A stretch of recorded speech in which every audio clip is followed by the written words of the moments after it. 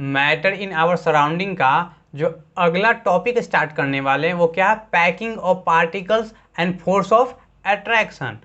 जो solid liquid and gas का जो पार्टिकल्स होता है उसका कैसा पैकिंग होता है और उसमें फोर्स ऑफ अट्रैक्शन कैसा होता है, ठीक है ना। किसमें फोर्स ऑफ अट्रैक्शन ज़्यादा होता है, किसमें फोर्स ऑफ अट्रैक्शन कम होता है।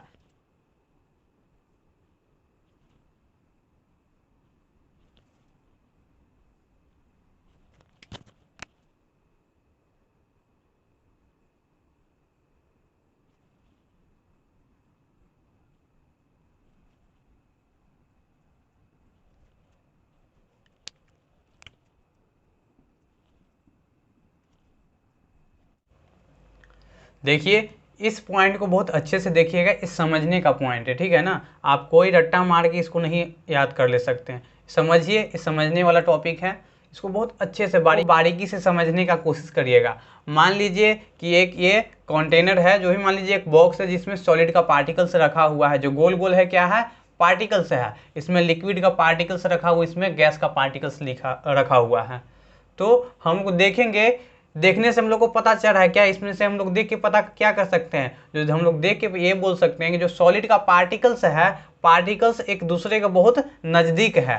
मतलब जो पार्टिकल्स के बीच में दोस्ती है बहुत ज़्यादा गहरा है, तब तो एक दूसरे से नज़दीक है। लेकिन लिक्विड के देखेंगे, सॉलिड के कंपेरिजन में जो लिक्विड का पार्टिकल्स है वो कुछ दूर दूर पे बैठा हुआ है। और गैस में देखेंगे तो सॉलिड और लिक्विड के कंपेरिजन में बहुत ही दूर दूर उसका पार्टिकल्स बैठा हुआ है। तो क्या होता है, जो सॉलिड होता है, सॉलिड के जो पार्टिकल्स होता है, दो पार्टिकल्स के बीच का जो ये डिस्टेंस हुआ, दो पार्टिकल्स के बीच का जो डिस्टेंस हुआ ये कितना होता है, 1 एंगस्ट्रम होता है। जो दो पार्टिकल्स है सॉलिड का, उसके बीच का डिस्टेंस कितना होता है, 1 एंगस्ट्रम होता है, जो कि बहुत ही कम होता है। कि जो पहला पार्टिकल्स है उसका जो बगल में जो पार्टिकल्स है, मान लीजिए कि ये पार्टिकल्स पहला हुआ, एक दूसरा पार्टिकल्स ये हुआ, तो ये दोनों के बीच जो डिस्टेंस, ये दोनों के बीच में जो डिस्टेंस है वो कितना होता है, 1 एंगस्ट्रम होता है, या तो हम लोग बोल सकते हैं 10⁻⁻10 मीटर हो सकता है। तो इसके बीच में सॉलिड का जो पार्टिकल्स है उसके बीच का जो डिस्टेंस क्या हो गया, बहुत ही कम है। मतलब जो एक पार्टिकल्स है और उसका जो पड़ोसी पार्टिकल्स है उसके जो बगल में बैठा हुआ है, वो दोनों के बीच का जो डिस्टेंस है बहुत ही कम होगा। तो जब डिस्टेंस दोनों के बीच में बहुत कम है तो जो फोर्स होगा, दोनों के बीच में जो बॉन्ड होगा, जो दोनों के बीच में जो दोस्ती होगा बहुत ही गहरा होगा। तो ये दोनों के बीच में जो फोर्स ऑफ अट्रैक्शन होता है, फोर्स ऑफ अट्रैक्शन जो होता है वो बहुत ज़्यादा होता है। फोर्स ऑफ अट्रैक्शन क्या होता है, बहुत ज़्यादा होता है। लेकिन अगर हम लोग लिक्विड के केस में देखें तो दो पार्टिकल्स के बीच में जो डिस्टेंस होता है वो 10⁻⁻7 मीटर से 10⁻⁻9 मीटर तक वैरी करता है। लिक्विड के केस में दो पार्टिकल्स के बीच में जो उसका बगल वाला जो पार्टिकल्स होता है उसके बीच में कितना डिस्टेंस होता है, तो 10⁻⁻7 मीटर से लेके 10⁻⁻9 मीटर तक ये वैरी करता है। अलग अलग लिक्विड में ये जो डिस्टेंस होता है वो अलग अलग हो सकता है, लेकिन उसका जो डिस्टेंस है ये दोनों जो 10⁻⁻7 से 10⁻⁻9 तक ही वैरी करेगा।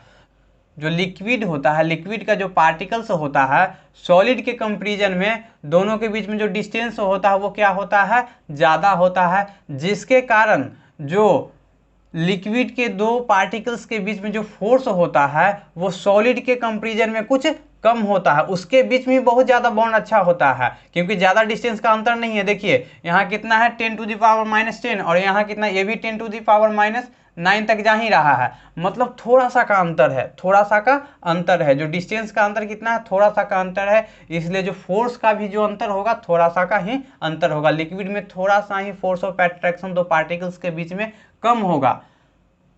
तो हम लोग देखें कि जो सॉलिड होता है, सॉलिड के बीच में जो डिस्टेंस होता है, डिस्टेंस बहुत ही कम होता है। लेकिन लिक्विड में इसका जो डिस्टेंस क्या होता है, बहुत ही कम होता है। लेकिन लिक्विड के केस में जो डिस्टेंस इसका होता है वो कम होता है, बहुत ज़्यादा कम नहीं होता है। लेकिन अगर गैस के केस में अगर देखें तो सॉलिड और लिक्विड के अपेक्षा जो गैस का पार्टिकल्स होता है उसके बीच में डिस्टेंस क्या होता है, ज़्यादा होता है। तो अगर इसमें डिस्टेंस ज़्यादा हो रहा है तो जो फोर्स होगा वो फोर्स क्या होगा, फोर्स कम होगा किसके अपेक्षा, तो सॉलिड और लिक्विड के कंपैरिजन में जो गैस में जो फोर्स होगा वो बहुत ही कम होगा। तो अब हम लोग देखते हैं कि जो सॉलिड का जो पार्टिकल्स है, पार्टिकल्स के बीच में क्या था, जो डिस्टेंस बहुत कम था, बहुत डिस्टेंस कम होने के कारण उसके बीच में जो फोर्स ऑफ अट्रैक्शन था बहुत ज़्यादा स्ट्रॉन्ग था। तो क्या होगा, ये जो पार्टिकल्स है, ये पार्टिकल्स एक दूसरे से अलग होना नहीं चाहेगा, ये जो पार्टिकल्स है एक दूसरे से अलग होना नहीं चाहेगा। लेकिन अगर लिक्विड में देखें तो लिक्विड में भी जो डिस्टेंस है, डिस्टेंस का सॉलिड की अपेक्षा ज़्यादा अंतर नहीं है, थोड़ा सा का ही अंतर है। तो इसमें भी जो फोर्स ऑफ अट्रैक्शन होता है सॉलिड से कुछ कम होता है, लेकिन ये भी अपना जो पार्टिकल्स है वो अपने पड़ोसी पार्टिकल्स को अपने से अलग होने देना नहीं चाहता है। लेकिन अगर गैस में बात करें तो इसका जो डिस्टेंस होता है पार्टिकल्स के बीच में वो ज़्यादा होता है, जिसके कारण जो फोर्स ऑफ अट्रैक्शन होता है वो क्या हो जाता है, वीक होता है, जिसके कारण एक पार्टिकल्स दूसरे पार्टिकल्स के आसानी से साथ छोड़ के एक जगह से दूसरी जगह चल जाता है। तो इसके सॉलिड के कंडीशन में इसका पार्टिकल्स एक जगह से दूसरी जगह नहीं जाता है, तो इसका जो शेप होता है वो शेप क्या हो जाता है, फिक्स हो जाता है, इसका शेप फिक्स होता है। और दूसरी बात, इसका जो वॉल्यूम होता है इसका क्या होता है, शेप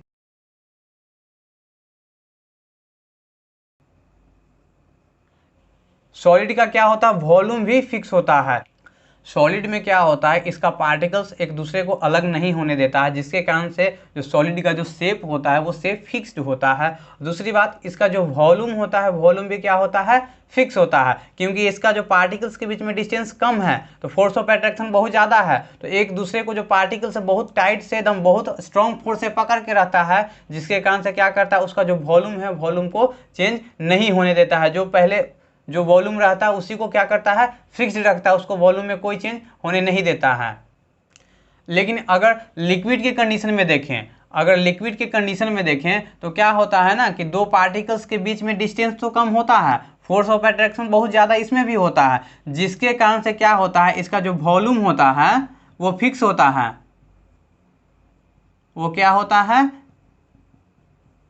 फिक्स्ड होता है। लेकिन एक बात है, जो लिक्विड का जो पार्टिकल्स होता है, पार्टिकल्स एक दूसरे के ऊपर स्लाइड करता है। जैसे हम लोग समझने का कोशिश करते हैं, मान लीजिए ये लिक्विड का पार्टिकल्स है,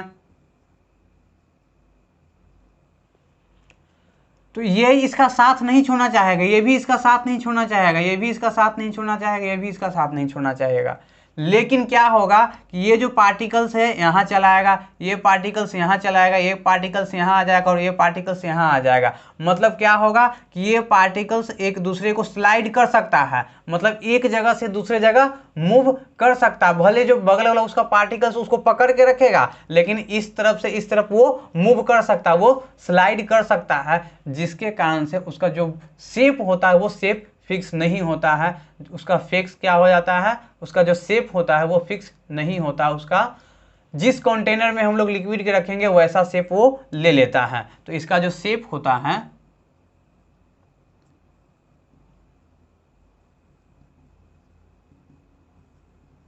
फिक्स्ड नहीं होता है। अगर गैस का बात करें तो गैस के कंडीशन में उसके जो पार्टिकल्स के बीच में फोर्स ऑफ अट्रैक्शन है वो बहुत ही कम होता है। जो फोर्स ऑफ अट्रैक्शन गैस में होता है वो बहुत ही कम होता है, जिसके कारण से ना तो इसका वॉल्यूम फिक्स होता है और न ही इसका शेप फिक्स होता है। इसका वॉल्यूम को भी चेंज किया जा सकता है, हल्का फुल्का प्रेशर देंगे तो इसका वॉल्यूम क्या हो जाता है, चेंज हो जाता है, और इसका शेप भी चेंज हो जाता है। जिस कंटेनर में हम लोग गैस को रख देते हैं वो जो कंटेनर है कंटेनर का शेप गैस ले लेता है।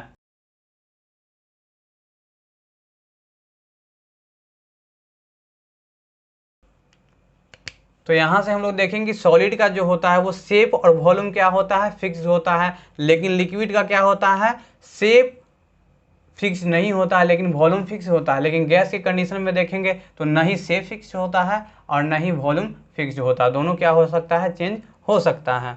अब देखते हैं कि जो सॉलिड है, लिक्विड है और गैस है उसको हम लोग कंप्रेस कर सकते हैं कि नहीं। मान लीजिए कि एक बॉल है, तो बॉल को जब हम लोग दाबते हैं तो देखते हैं कि वो पचकता है, मतलब इसी को कंप्रेसिबिलिटी बोला जाता है, कंप्रेस करना बोला जाता है। तो हम लोग देखते हैं कोई भी सॉलिड को, जैसे मान लीजिए एक सॉलिड है, इसको दाब के देखते हैं क्या कंप्रेस हो रहा है, तो नहीं हो रहा है कंप्रेस। लिक्विड लेंगे, लिक्विड को लेके उसको कंप्रेस करना चाहेंगे तो देखेंगे कि बहुत ज़्यादा फोर्स उस पर अप्लाई करेंगे तो उसमें क्या होता है, कंप्रेसिबिलिटी उसमें होता है। बहुत ज़्यादा फोर्स उसमें अगर अप्लाई करेंगे तो हल्का फुल्का वो कंप्रेस होगा, लेकिन गैस में अगर हल्का भी फोर्स अप्लाई करते हैं तो वो क्या हो जाता है, कंप्रेस आसानी से हो जाता है। तो क्या रीजन है कि सॉलिड है वो कंप्रेस नहीं होता है, लिक्विड बहुत ज़्यादा फोर्स अप्लाई करते थे थोड़ा बहुत होता है, लेकिन गैस आसानी से हो जाता है। तो सिंपल है, एक ही इसका रीजन है, इसका एक ही आंसर है कि जो पार्टिकल्स के बीच में जो डिस्टेंस है, सॉलिड में जो पार्टिकल्स के बीच में डिस्टेंस है बहुत कम है। सॉलिड है उसमें पार्टिकल्स के बीच में जो डिस्टेंस है बहुत कम है। तो ऊपर से मान लीजिए कि हम लोग फोर्स अप्लाई करेंगे, ये जो पार्टिकल्स है इससे सटा हुआ है, इसके बीच में डिस्टेंस कम है, तो सटा हुआ है तो इसका मतलब है इसके बीच में जो स्पेस है बहुत ही कम है, बहुत कम है। इसका मतलब वो नीचे और नहीं जाएगा, नीचे नहीं जाएगा, इसका मतलब कंप्रेस नहीं होगा। लेकिन लिक्विड के कंडीशन में देखते हैं कि कुछ उसके बीच में स्पेस होता है, तो ऊपर से हम लोग फोर्स अप्लाई करेंगे तो इतना स्पेस है ना, तो ये थोड़ा सा ही कंप्रेस हो पाएगा। लेकिन गैस के केस में देखेंगे तो बहुत ज़्यादा स्पेस होता है, तो इतना ज़्यादा कंप्रेस होगा। हल्का भी इसमें फोर्स अप्लाई करेंगे तो ये कंप्रेस हो जाएगा। यहाँ से हम लोग ये बोल सकते हैं कि जो सॉलिड होता है वो हाईली रिजिडिटी होता है, इसको मतलब हम लोग कंप्रेस नहीं कर सकते हैं, लेकिन लिक्विड को हम लोग कंप्रेस हल्का फुल्का कर सकते हैं अगर बहुत ज़्यादा फोर्स लगाएं तो, लेकिन गैस को हम लोग आसानी से कंप्रेस कर सकते हैं। अब वन बाय वन करके हम लोग सॉलिड का प्रॉपर्टी देखेंगे, लिक्विड का प्रॉपर्टी देखेंगे और गैस का प्रॉपर्टी देखेंगे। ऐसे ऑलमोस्ट कंप्लीट हो गया है, जो जितना अगर इतना आप लोग समझ जाएंगे तो इसका प्रॉपर्टी है वो आसानी से आप समझ जाएंगे। ठीक है, तो वन बाय वन करके हम लोग सॉलिड, लिक्विड एंड गैस का प्रॉपर्टी की ओर